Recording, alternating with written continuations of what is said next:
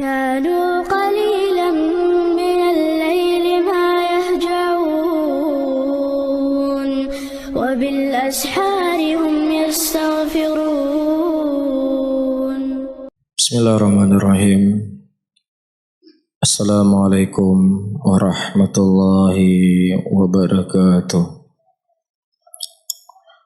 Alhamdulillah hamdan katsira thayyiban mubarakan fih mubarakan alaih kama yuhibbu rabbuna wa yarda. Wa usalli wa usallim ala nabiyyina al-karim Muhammadin wa ala alihi wa ashabihi wa man tabi'ahum bi ihsanin ila yaumiddin. Saudara-saudaraku kaum muslimin dan kaum muslimat rahimani wa rahimakumullah, kita lanjutkan kembali pembahasan kita tentang hukum seputar kubur. Akhir dari pembahasan kita yaitu hukum mengusap-ngusap kubur. Jazakallah khair. Apakah dengan tangan ataukah dengan badan ataukah dia menciumnya? Adapun malam ini pembahasannya itu lebih khusus, ya, hukum memegang. Kalau tadi sebelumnya mengusap-ngusap, sekarang memegang dengan tangan. Ketika dia mengucapkan salam, ya, dia datang ke sebuah kuburan, kemudian dia pegang misalnya batu nisannya, Assalamualaikum ya ahlad diyar, ya, minal mu'minina wal muslimin, wa inna insyaallah bikum lahikun, nas'alullahu lana wa lakum wal afiyah. Atau salam dengan bentuk yang lainnya, dia pegang, bukan diusap-usap. Apakah ini perkara dibolehkan ataukah tidak? Ya, telah terjadi perselisihan pendapat di kalangan para ulama dan telah teriwayatkan dari Imam Ahmad rahimahullah dengan dua riwayat. Riwayatul ula, riwayat yang pertama, Imam Ahmad berpendapat annahu la ba'sa bil lamas al-qabr inda ziyarati wassalamu alaih. Tidak ada masalah seseorang memegang kuburan ketika dia mendatangi kuburan dan mengucapkan salam kepadanya. Dan riwayat yang lain kata Imam Ahmad disunnahkan, ya, memegang kuburan itu setelah jenazahnya dikuburkan. Ya, ini riwayat yang datang dari Imam Ahmad. Adapun dalilnya, mereka berdalilkan dengan anna ziyarata lil mayyit jariyatun majri ziyaratul hayy. Mendatangi mayit itu sama seperti kita mendatangi orang yang hidup. Ya, inilah qiyas yang banyak dibangun oleh sebagian muslimin. Ya, dia mendatangi kuburan dikhususkan di hari raya. Kenapa? Karena di hari raya kita saling ziarah. Ya, di hari raya kita datangi orang tua kita datangi kerabat kita. Nah, begitu juga ketika mereka sudah meninggal, kita juga mendatangi mereka di kubur-kuburnya. Ya. Walihada yustahab ayusallim alal mayyit inda qabrihi. Oleh karena itu disunahkan seseorang mengucapkan salam kepada si mayit di sisi kuburannya, sebagaimana disunahkan untuk kita mengucapkan salam ketika bertemu dengan orang yang hidup. Nah, kita menjawab, mengucapkan salam kepada si mayit ini bukanlah qiyas yang dibangun ketika orang yang hidup kita mengucapkan salam. Tapi mengucapkan salam kepada orang yang telah wafat datang nas tersendiri dari Rasulullah sallallahu alaihi wasallam. Seperti apa yang saya sebutkan tadi, assalamualaikum ya ahlad diyar. Atau seseorang ketika dia mendatangi makam Rasulullah, dia berkata assalamualaikum ya Rasulullah, assalamualaikum ya Abu Bakar, assalamualaikum ya Umar. Ini bukan dibangun ya di atas qiyas kalau orang yang hidup kita mengucapkan salam, tapi orang meninggal juga kita mengucapkan salam, bukan. Ini datang dalil tersendiri. Nah, ketika ini datang dalil tersendiri, tidak bisa kemudian seseorang melebarkan permasalahan.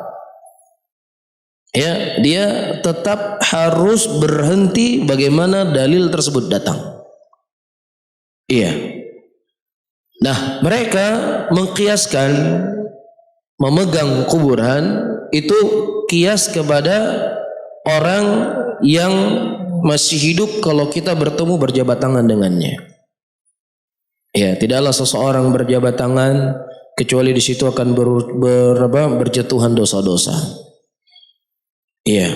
Nah, kemudian dikiaskan fajaza ayustahab massa qabrahu li'annahu fi ma'nal musafahah.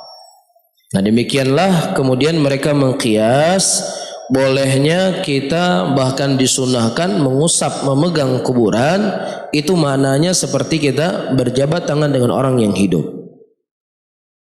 Iya, dan ini disebutkan di dalam kitab Wat Tamam di jilid yang pertama di halaman 266. Dan juga disebutkan dalam kitab Al-Furu' di jilid yang kedua di halaman 300. Maka kata Syekh, wa yujab an hadhil istidlal. Dan dijawab ya pendalilan mereka tadi, bi anna hadzal qiyas qiyasun dha'ifun ba'id. Ini merupakan qiyas yang lemah dan sangat jauh. Fa kaifa yakunu masal qabri fil ma'na al-musafaha? Bagaimana dikias menyentuh kuburan, memegang kubur, dikiaskan seperti kita berjabat tangan. Ini merupakan kias yang sangat jauh. Thumma innal mayyit, sesungguhnya orang yang mati itu tidak bisa dikiaskan dengan orang yang hidup. Ya, wa umurul akhirah, dan perkara-perkara akhirat itu tidak bisa dikiaskan dengan perkara-perkara dunia, karena itu tidak ada sisi keserupaannya. Memang benar kita tidak mengingkari orang-orang salihin, wali-wali Allah, orang-orang yang mereka berguguran di jalan Allah, mati syahid, mereka itu hidup dalam kubur mereka. Ya, sebagaimana ayat yang sudah sering kita sampaikan, wala tahsabannal ladzina qutilu fi sabilillahi amwatun bal ahya'u inda rabbihim yurzaqun. Dan jangan pernah engkau menyangka bahwasanya orang-orang yang mereka mati di jalan Allah, mereka itu mati tidak, mereka hidup. Hidupnya mereka adalah hidup barzakhiyah. Hidupnya mereka adalah hidup ya alam kubur, bukan hidup alam dunia. Faham ya? Jadi tidak bisa kehidupan mereka itu dibawa kepada kehidupan dunia ini. Kenapa saya katakan nggak bisa? Ya. Para sahabat Rasulullah sallallahu alaihi wasallam, setiap mereka memiliki permasalahan, ya, selalu mereka mendatangi Nabi sallallahu alaihi wasallam ketika Rasulullah masih hidup. Iya. Banyak hal dan sebagian halnya telah kita sebutkan di majelis kita. Terjadi perselisihan di antara Umar bin Khattab radhiyallahu taala anhu dengan salah seorang sahabat di dalam membaca surat Al-Furqan. Pada waktu itu ada seorang imam, dia membaca surat Al-Furqan dalam solatnya. Kemudian apa yang dibaca oleh sahabat tadi berbeda dengan apa yang dihafal oleh Umar. Sampai-sampai Umar ingin menarik ya rida selendang laki-laki ini supaya dia membatalkan solatnya. Nah, selesai solat, Umar bin Khattab menegur sahabat ini, yang kemudian mereka menghakimi perkara mereka kepada Rasul sallallahu alaihi wasallam. Hampir dalam semua keadaan, setiap ada permasalahan mereka kembalikan kepada Rasul. Tetapi setelah wafat Nabi Muhammad sallallahu alaihi wasallam, yang para sahabat adalah orang yang paling mengerti tentang ayat yang saya baca tadi. Para sahabat orang yang paling faham apa makna dan maksud hidup di alam barzakhiyah. Mereka yang lebih faham. Tidak pernah mereka mendatangi Rasulullah sallallahu alaihi wasallam ketika terjadi perselisihan di antara mereka. Banyak sekali perselisihan yang terjadi. Iya, setelah wafat Nabi Muhammad sallallahu alaihi wasallam. Di antaranya ketika Abu Bakar Siddiq radhiyallahu taala anhu ingin memerangi orang-orang yang mereka tidak membayar zakat pada waktu itu. Iya, beliau ingin perangi. Siapa yang tidak membayar zakat diperangi oleh Abu Bakar Siddiq. Kemudian Umar bin Khattab radhiyallahu taala anhu berkata, "Ya Abu Bakar, bagaimana engkau memerangi orang-orang yang mereka telah mengucapkan syahadat la ilaha illallah? Bukankah Rasulullah sallallahu alaihi wasallam berkata, "Umirtu an uqatilan nas hatta yashhadu an la ilaha illallah." Bukankah aku diperintahkan untuk memerangi manusia sampai mereka semuanya mengucapkan tauhid la ilaha illallah? Apa dijawab oleh Abu Bakar? Ya sudahlah, daripada kita ribut-ribut, ayo kita datang kepada Rasulullah sallallahu alaihi wasallam di makamnya. Ya Rasulullah, ini kan saya terjadi perselisihan sedikit antara saya dengan Umar. Kira-kira mana yang benar ya Rasulullah? Ada enggak? Enggak ada. Tapi di masa hidupnya apapun masalah yang terjadi antara para sahabat selalu Rasulullah dijadikan sebagai hakim. Rasulullah mereka datangi, ditanya, "Ya Rasulullah ini begini, ini begini, ini begini. Bagaimana ya Rasulullah?" Nah, ketika Rasulullah meninggal enggak ada para sahabat mendatangi makam Rasulullah. Berarti para sahabat memahami apa? Apa yang mereka fahami? Kehidupan duniawiyah itu berbeda dengan kehidupan barzakhiyah. Kalau setentunya sama antara kehidupan dunia dengan kehidupan barzakhiyah, mereka pasti akan datang kepada Rasul sebagaimana mereka mendatangi Rasul ketika Rasulullah masih hidup. Dan sebagai penguat,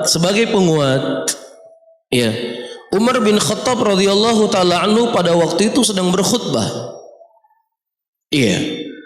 Dan tidak turun hujan pada waktu itu di kota Madinah. Apa kata Umar bin Khattab?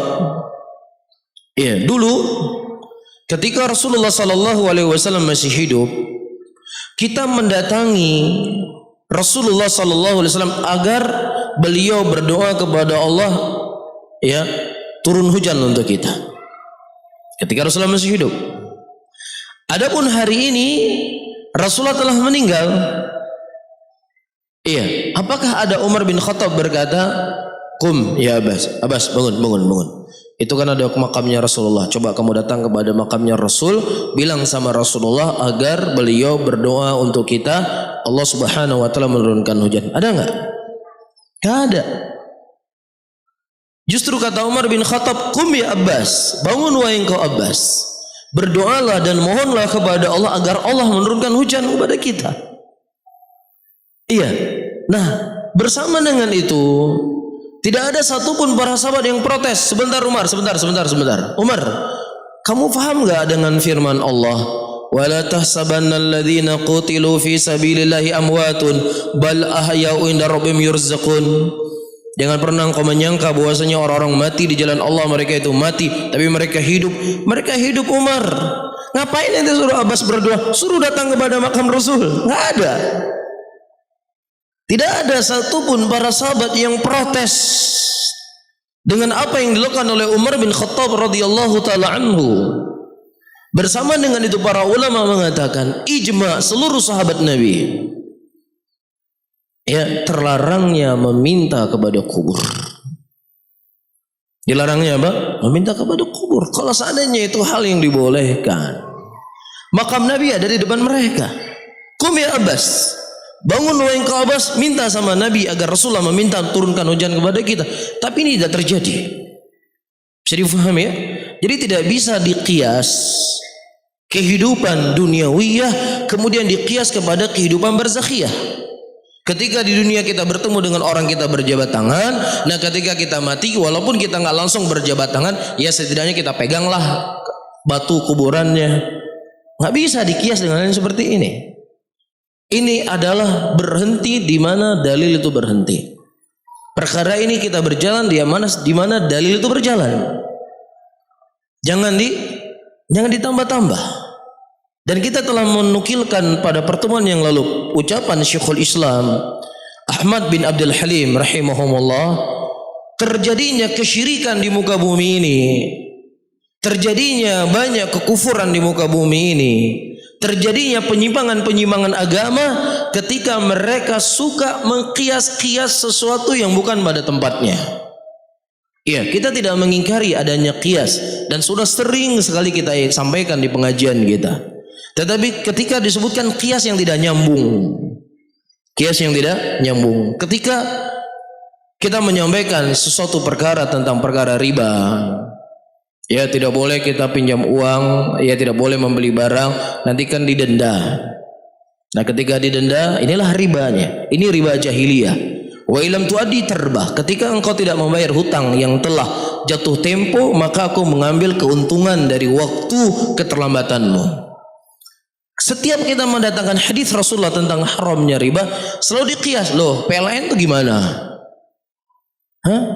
PLN gimana? Kamu nggak bayar listrik terus nggak bayar didenda. Bagaimana Anda mengkias sesuatu hukum yang datang dari Nabi SAW dengan perbuatan PLN? Faham? Bisa difaham ya? Ini sesuatu yang nggak nyambung. Ini sesuatu yang tidak nyambung. Jadi sekarang PLN-nya yang ikut hadis Nabi, bukan hadis Nabi diikutkan ke PLN. Ngerti ya? Jadi hadis Nabi yang PLN itu dibawa kepada hadis Nabi, bukan hadis Nabi dibawa ke PLN, repot jadinya nanti.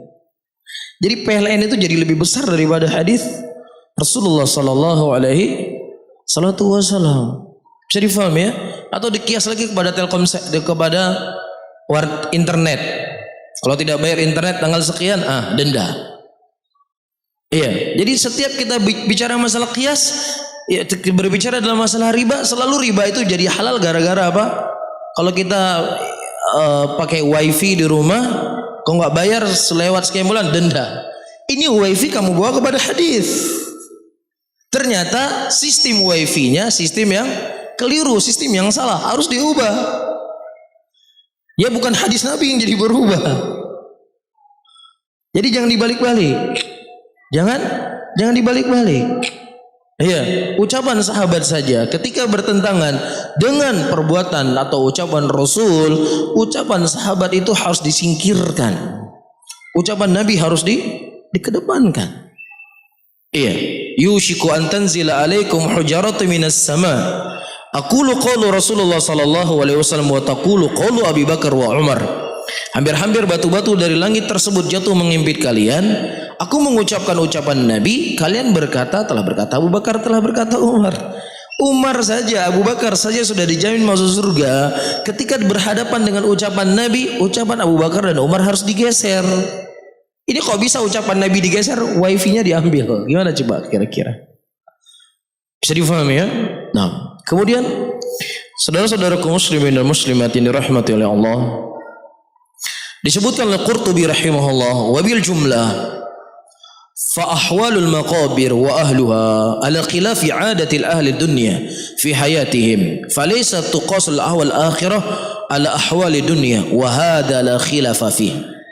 Ya, disebutkan oleh Qurtubi, kesimpulannya keadaan orang-orang yang ada dalam kubur, ya, itu berbeda dengan adat atau kebiasaan orang yang hidup di dunia. Antum nggak makan 1 hari 3 kali atau 3 hari nggak makan nggak minum, antum bisa sakit nggak? Sakit nggak? Sakit. Lah orang mati sudah bertahun-tahun mati, pernah antum kasih makan? Ada dikasih minum orang dalam mati dalam kuburan? Hah? Ada nggak dikasih minum? Hah? Nggak ada kan? Jadi secara adat, secara tabiat, secara akal saja kita sudah bisa menimbang kehidupan orang yang ada dalam kubur itu berbeda dengan kehidupan orang yang ada di dunia. Ditimbun dengan tanah, bisa bernafas nggak? Nggak bisa bernafas. Karena memang kehidupan mereka adalah kehidupan yang berbeda. Jadi kalau mau dipasang CCTV yang paling canggih dalam kuburan, dipasang pendengar, tetap nggak terdengar apa-apa. Yang terlihat adalah bagaimana pergerakan mayit tersebut berubah jadi yang jasad utuh berulat, kemudian menjadi tulang, kemudian menjadi tanah. Itu yang nampak. Iya. Ada pun riwayat yang disebut oleh Rasulullah, setiap orang yang mati dia akan dia akan duduk. Sampai mati, CCTV yang paling terang pun nggak kelihatan dia duduk. Karena kehidupan kita sudah berbeda dengan kehidupan mereka. Bisa difahami, suara apapun nggak kedengaran. Ya, disebutkan ada ular dalam kuburan, yang ular tersebut memiliki sekian kepala, yang kemudian setiap kepala tersebut mematuk orang yang ada dalam kubur. Antum pasang CCTV nggak kedengaran, nggak kelihatan. Karena memang kehidupan mereka berbeda dengan kehidupan dunia. Iya, ini harus difahami. Seperti yang disebutkan oleh Imam Al-Qurtubi rahimahullah. Falaysa tuqas ahwalul akhirah ala ahwali dunia. Sehingga tidak bisa dikiaskan kehidupan akhirat dengan kehidupan dunia. Wa hadza la khilafa fi, kata beliau. Dan ini tidak ada perselisihan di kalangan para ulama Islam. Ya, dan ini disebutkan oleh Imam Qurtubi dalam kitab Tadhkirah di halaman 109. Ya. Kemudian thumma inna hadzal qiyas muqabilu bis-sunnah at-tarkiyah min Nabi sallallahu alaihi wasallam. Falam yunqal anin Nabi sallallahu alaihi wasallam wala an ahadin min ashabihi wala baqiyatis salaf hadzal amal. Wa ma'lumun anna tarkan Nabi sallallahu alaihi wasallam sunnatun kama anna fi'lahu sunnatun wa dzalika idza wajada muqtada wa intafal mani'. Kemudian kias yang dibangun tadi,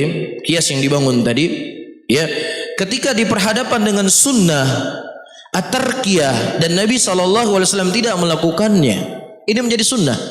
Rasulullah pergi ke kuburan enggak? Pergi. Iya. Ketika Rasulullah ke kuburan, apakah dilihat oleh para sahabatnya? Dilihat oleh para sahabatnya. Apa yang dibuat oleh Nabi dilihat oleh para sahabatnya. Ya, jangankan urusan ibadah yang besar. Ya, ziarah kubur adalah ibadah. Ya, seperti yang telah saya sampaikan, Rasulullah buang hajat membelakangi kiblat itu pun ternukil kepada kita. Kata Ibnu Umar, raqaitu ila baiti Hafsah. Aku naik ke rumah Hafsah. Wa ra'aitu Nabi sallallahu alaihi wasallam. Aku melihat Nabi sallallahu alaihi wasallam membuang hajat membelakangi kiblat. Rasulullah beol, ternukil kepada kita. Ini kan urusannya urusan toilet, urusan tertutup. Ini apalagi beliau lakukan di hadapan orang banyak. Bisa difahami ya? Jadi antum pegang kaidah penting. Iya, segala sesuatu yang dibutuhkan oleh umatnya pasti Rasulullah akan menjelaskannya. Apakah penjelasan Rasulullah sallallahu alaihi wasallam itu ditanya oleh para sahabat? Atau kalau tidak ditanya oleh para sahabat, Allah yang akan mewahyukan kepada Rasul untuk menyampaikannya. Dan tidak ada satupun perkara yang terlupakan dalam syariat ini. Pasti akan ternukilkan. Iya, sebagaimana hadis yang sering kita sampaikan, ketika Rasulullah bertakbir, Allahu Akbar, Rasulullah bertakbir. Sakata hani'atan, beliau diam sejenak. Kemudian setelahnya beliau membaca Alhamdulillahirabbil alamin arrahmanir rahim ila akhir al-Fatihah. Iya. Selesai salat, para sahabat tanya, "Ya Rasulullah, tadi kan antum bertakbir. Nah, setelah bertakbir, antum tadi diam. Apa yang antum baca tadi ketika diam?" Ditanya. Sesuatu yang tersembunyi, yang enggak nampak, ditanya oleh para sahabat Nabi, "Apa yang kau baca ya Rasulullah?" Rasulullah mengatakan, "Aku membaca Allahumma ba'id baini wa baina khataayaya ila akhir doa iftitah." Iya. Dan juga dalam kasus yang lain, Rasulullah sallallahu alaihi wasallam ketika salat, kemudian beliau berkata, "Al'anaka bi la'natillah." Aku melaknat engkau dengan laknatnya Allah. Selesai salat, "Ya Rasulullah, kami enggak pernah mendengar engkau membaca ini ya Rasulullah." "Ya, kenapa ya Rasulullah? Kenapa engkau baca ini?" Kemudian Rasulullah berkata, "Sesungguhnya tadi syaitan, jin mendatangiku menggangguku salat, sehingga ku laknat dia dengan laknatnya Allah Subhanahu wa taala." Iya. Dan terkadang Rasulullah sallallahu alaihi wasallam tidak ditanya oleh para sahabatnya, tapi beliau informasikan. Ketika Rasulullah Assalamualaikum warahmatullahi, Assalamualaikum warahmatullahi. Kebiasaan Rasulullah ketika beliau selesai salam, beliau menghadap kepada makmumnya. Namun pada hari itu Rasulullah tidak menghadap kepada makmum, beliau langsung pulang ke rumah.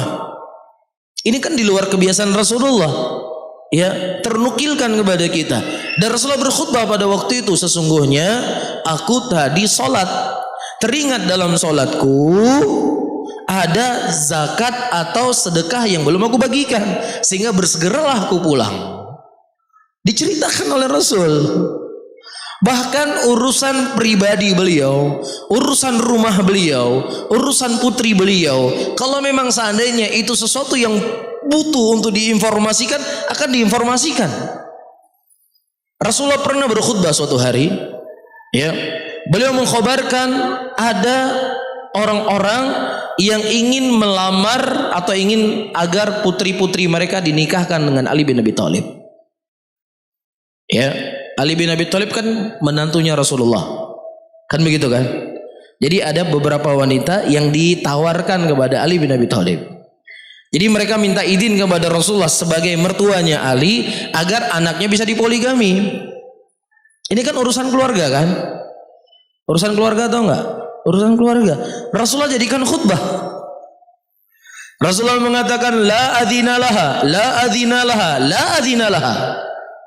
Datang orang-orang ingin melamar Ali bin Abi Thalib sebagai suami mereka. Aku tidak mengizinkannya, aku tidak mengizinkannya, aku tidak mengizinkannya. 3 kali diulang oleh Rasulullah. Kecuali kalau seandainya Ali ingin menceraikan anakku, silakan dia, kemudian silakan dia ta'adud poligami, nggak urusan. Tapi kalau dia masih berstatus sebagai suaminya Fatimah, tak boleh dia poligami. Ini kata Rasulullah sallallahu alaihi wasallam. Kenapa? Kata Rasulullah sallallahu alaihi wasallam, inna Fatimah ya bid'i minni atau bid'un minni. Fatimah itulah bagian dariku. Siapa yang menyakitinya, maka dia telah menyakitiku. Iya, dalam riwayat yang lain Rasulullah menyebutkan apa? Fatimah itu, ya, disebut oleh para ulama hikmahnya, Fatimah itu beliau salah satu anak Rasulullah sallallahu alaihi wasallam yang masih hidup di ketika Rasulullah masih hidup. Yang lainnya semua sudah meninggal. Sahabat apa? Saudara kandungnya sudah meninggal, semua sudah meninggal, ibunya sudah meninggal. Fatimah sebatang kara dengan Rasulullah.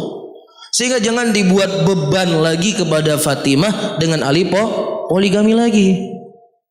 Setelah meninggal Fatimah, baru apa? Ali poligami. Tapi di masa hidup Fatimah, Rasulullah nggak memberikan izin kepada Ali poligami. Ini bukan angin surga ya buat ibu-ibu. Jadi ada kasus-kasus tertentu. Hukum poligami nggak terhapus tetap. Cuman ada kondisi-kondisi tertentu. Yang jelas Rasulullah nggak memberikan izin kepada Ali untuk menikahkan putri beliau. Sampai kalau dia ingin menikah lagi, ya silakan, tapi ceraikan anak saya. Iya, karena dalam riwayat hadis lain yang disebutkan bahwasanya yang ingin dinikahkan dengan Ali itu adalah anaknya Abu Lahab atau anaknya Abu Jahal. Tapi muslimah. Dan Rasulullah mengatakan tidak akan mungkin anak seorang nabi itu apa? Bergandengan dengan anak musuhnya Allah Subhanahu wa taala. Ini diantara ilah yang disebutkan oleh para ulama. Jelas ya? Baik. Nah, kembali kita kepada masalah yang saya sebutkan tadi. Apa saja yang dibuat oleh Nabi SAW ternukilkan kepada kita. Rasulullah berapa kali beliau datang ke kuburan. Para sahabat berapa kali menyaksikan Rasulullah mengubur kubur. Tapi tidak ternukilkan Rasulullah memegang-megang apa? Wahai anakku. Nggak ada. Nggak ada dipegang batu nisannya. Biasa saja. Faham ya? Sehingga apa saja yang ditinggalkan oleh Rasulullah dalam kondisi dan keadaan di situ mungkin Rasulullah melakukannya, tapi beliau tidak melakukannya, dan peninggalan beliau kepada sunnah, meninggalkan beliau dengan perkara tersebut, itu bagian dari sunnah. Jelas ya? Jadi disunnahkan orang-orang ketika datang kuburan tidak memegang batu kuburan. Kenapa kita katakan sunnah? Karena Rasulullah meninggalkannya. Jelas ya? Nah.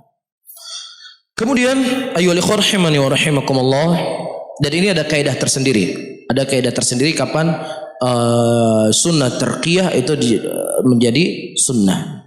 Iya.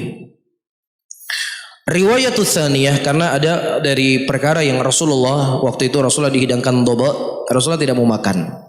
Apakah kita mengatakan meninggalkan doba itu adalah sunnah, tidak perlu makan doba? Enggak. Ini perkara jibiliyah. Rasulullah enggak makan, tapi sebagian sahabat makan. Iya. Riwayat yang kedua, mungkin malam ini kita tidak terlalu panjang materinya, mungkin kita buka diskusi yang lebih panjang. Mungkin malam ini adalah malam terakhir pengajian kita, karena mungkin Ahad depan sudah malam tarawih ya, atau kalaupun nggak tarawih ya persiapan menyambut bulan Ramadan. Ya. Riwayat yang kedua, anna lamasal qubur aw wada' liyat alaihi makruhun wa saraha Ibnu Qudamah bil mana min dzalik, kama qala Abu Hasan Az-Za'farani min asy-Syafi'iyah. Riwayat yang kedua datang dari Imam Ahmad, memegang kuburan atau meletakkan tangan adalah perkara yang dibenci.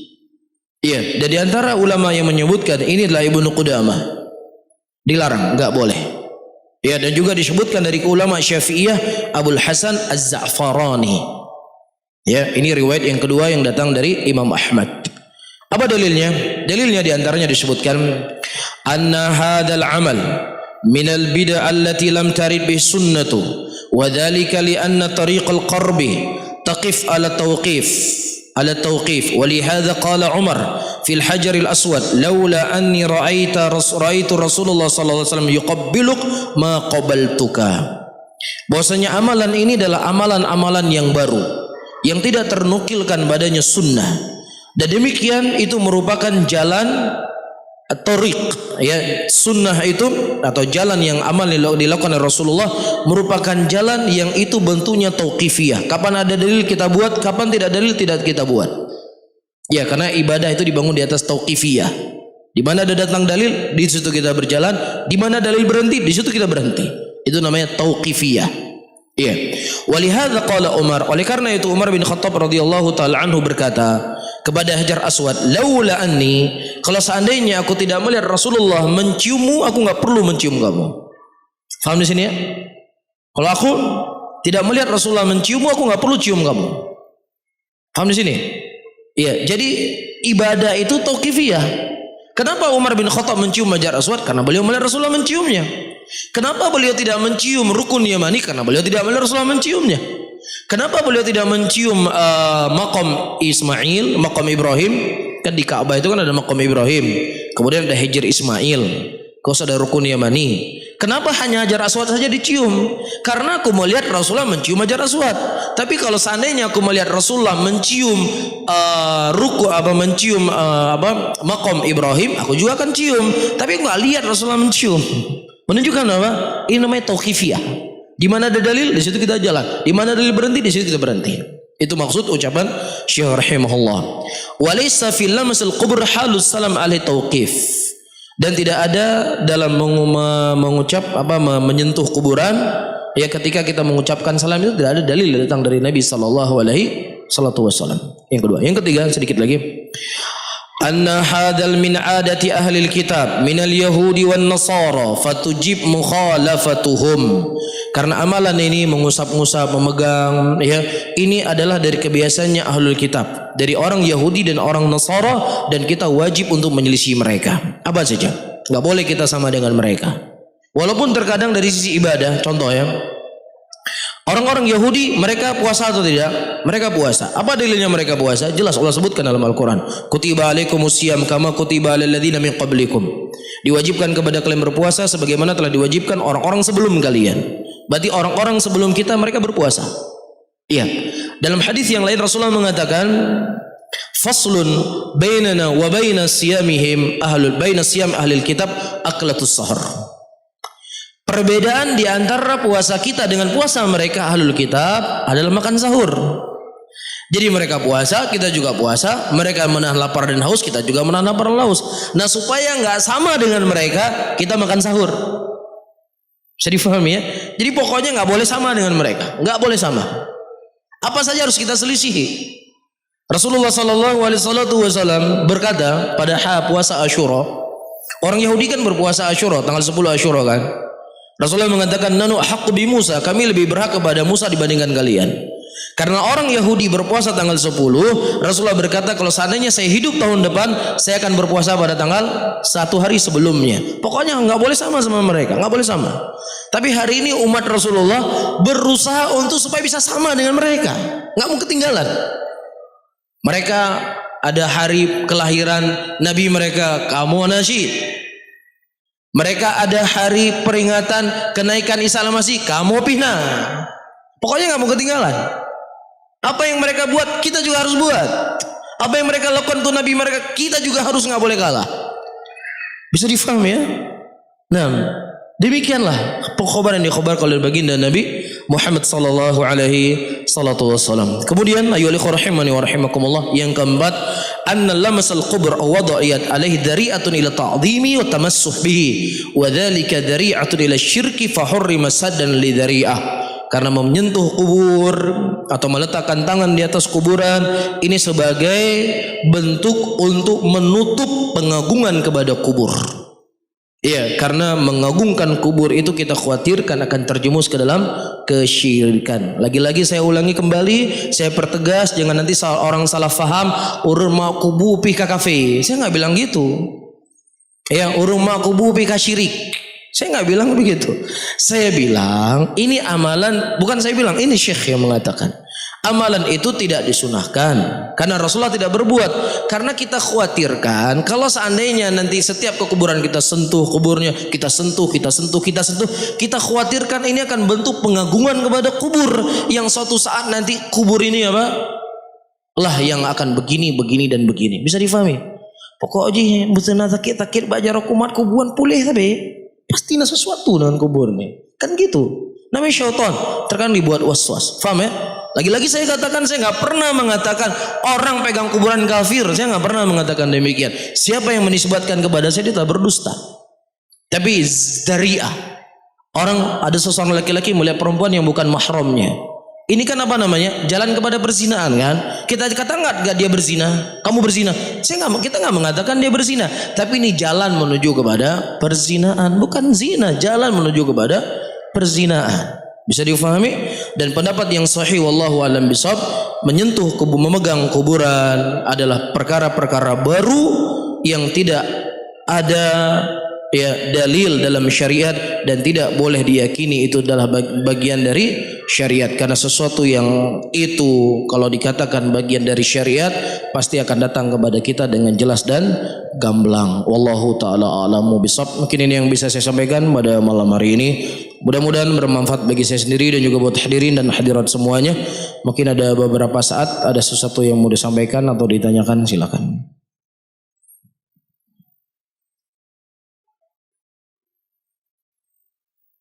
Sudah adzan belum?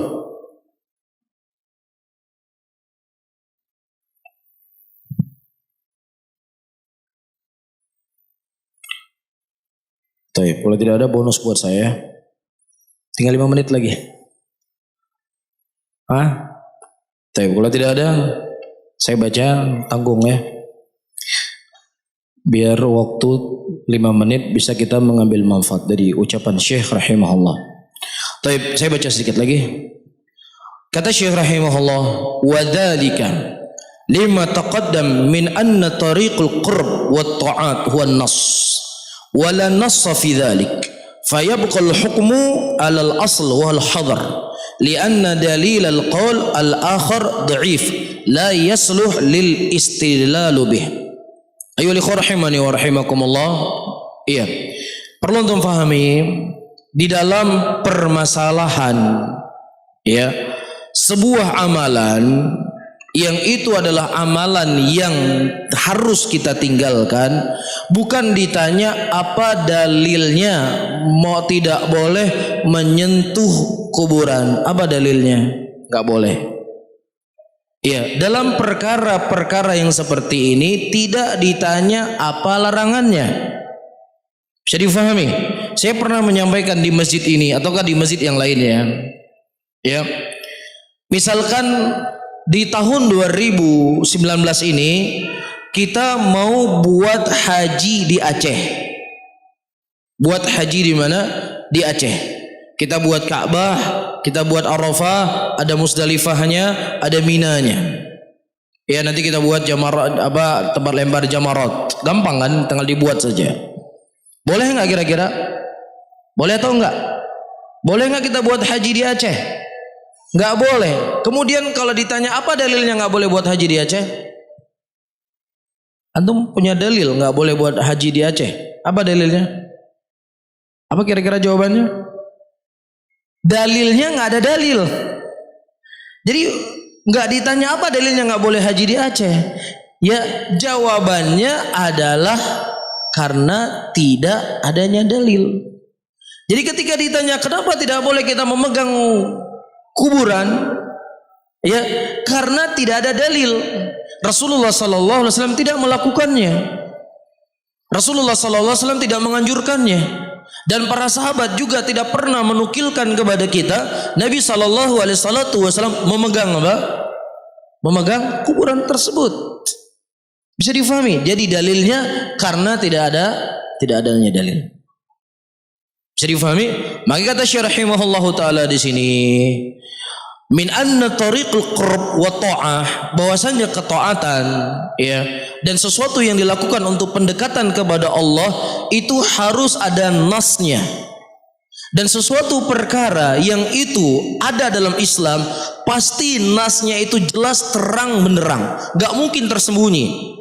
Pasti akan ada di Sahih Bukhari, pasti akan ada di Sahih Muslim, pasti akan ada di Sunan Abu Daud, Tirmidzi, Nasai, Ibnu Majah, pasti ada. Ya, nggak mungkin tiba-tiba ada orang mengaku ada hadis-hadis itu disimpan oleh guru-guru kami di sini, oleh kiai-kiai kami di Aceh yang nggak diketahui oleh sahabat Nabi. Ini nggak mungkin ini mustahil. Jadi hadisnya disimpan, nggak mungkin. Kenapa saya katakan nggak mungkin? Rasulullah mengatakan dalam hadisnya, la tazalu ta'ifatun min ummati dhahirina 'alal haqq la yadurruhum man khadalahum hatta yati amrullah. Terus menerus akan ada daripada umat ini yang mereka berada di atas kebenaran, mereka berada di atas al-haq, mereka berada di atas sunnah Rasulullah sallallahu alaihi wasallam. Jadi nggak mungkin sunnah Rasulullah itu nggak diketahui oleh masyarakat di Aceh, nggak mungkin. Karena itu pengkhabaran yang datang dari Nabi kita sallallahu alaihi wasallam, dan itu semuanya masuk dalam keumuman firman Allah, inna nahnu nazzalna dzikra wa inna lahu lahafizun. Sesungguhnya kami yang menurunkan agama ini dan kami pula yang menjamin penjagaannya. Ketika dalam Al-Quran tidak ada satu huruf pun yang tersisa dari Al-Quran, tidak ada perbedaan di antara panjang dan pendek, semuanya sama. Urutan Al-Quran dari awal Quran sampai akhir Al-Quran, kemanapun antum pergi urutannya semua sama. Maka begitu juga dengan hadis Rasulullah sallallahu alaihi wasallam. Apa yang berlaku pada Al-Quran semua berlaku kepada hadis, karena Rasulullah mengatakan utitul Quran wa mithluhu ma'ah, diberikan kepadaku Al-Quran dan yang semisal dengannya. Apa itu? Sunnatin Nabi. Jadi apa yang saja yang terjaga dari sunnah Nabi itu juga terjaga, apa yang saja terjaga dari Al-Quran begitu juga terjaga dalam sunnah Rasulullah sallallahu alaihi wasallam. Sehingga jangan sampai kita berjalan seperti jalannya Syiah, karena orang Syiah berkata Al-Quran yang dipegang oleh muslimin hari ini masih ada beberapa juz yang tersimpan oleh kami yang enggak diketahui oleh mereka. Nah, kalau orang Syiah bilangnya Quran, kita bilangnya hadis.